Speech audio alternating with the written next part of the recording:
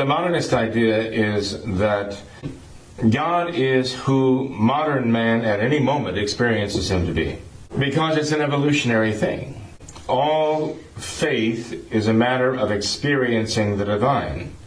Individuals experience the divine. The idea of the modernists is that this is evolving toward a kind of coalescence where it's all going to come together into a single human experience, one world humanity experiencing, all having the same experience of the divine, and that will be the one world faith. That will be the foundation of the one world religion. That's what ecumenism is about. Ecumenism is trying to shed dogmas, these hard, fast, calcified truths, that aren't evolving. They've got to go to allow the evolutionary process, to allow modern man, and it didn't matter whether you were modern man in the year 0 BC or 0 AD, well, at 0, let's put it that way. It didn't matter whether you were modern man at the time. They had their experience of God then.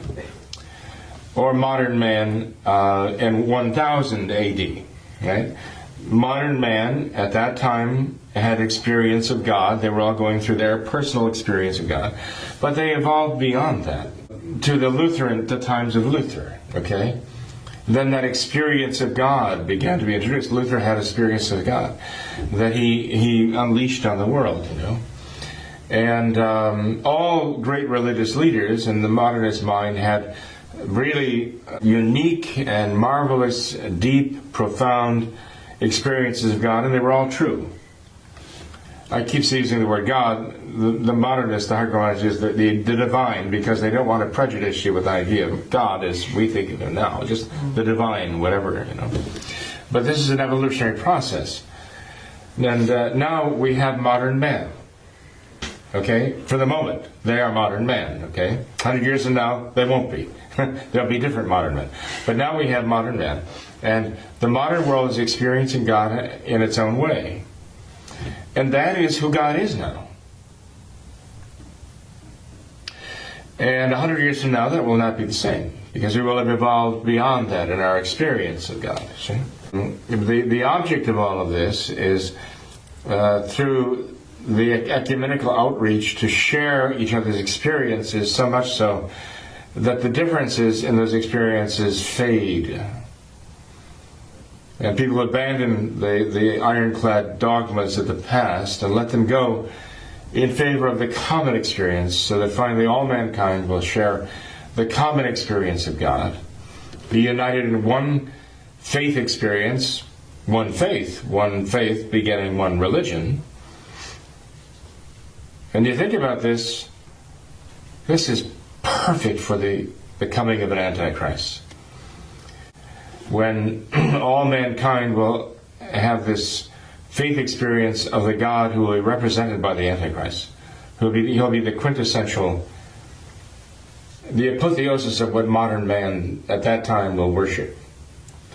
He'll step onto the stage and all mankind will recognize him.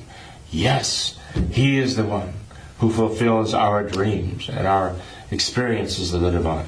And this is the way Francis is taking us. This is the way all these approved religious leaders are taking us today. There are a few dissenting voices, but they can't accomplish anything unless they have the true faith, the true Catholic faith. I mean, there's some Protestant voices out there, some fundamentalist voices are arguing contrary to this, but they're going to be swept away. They always have been, because they don't have any solidity or any solid foundation. And Protestantism was part of the process of sweeping away objective truth.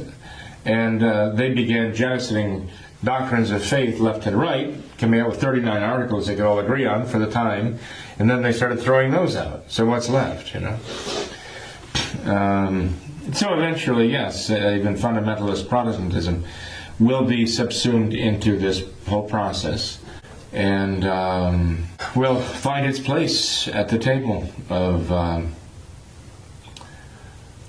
the one world faith.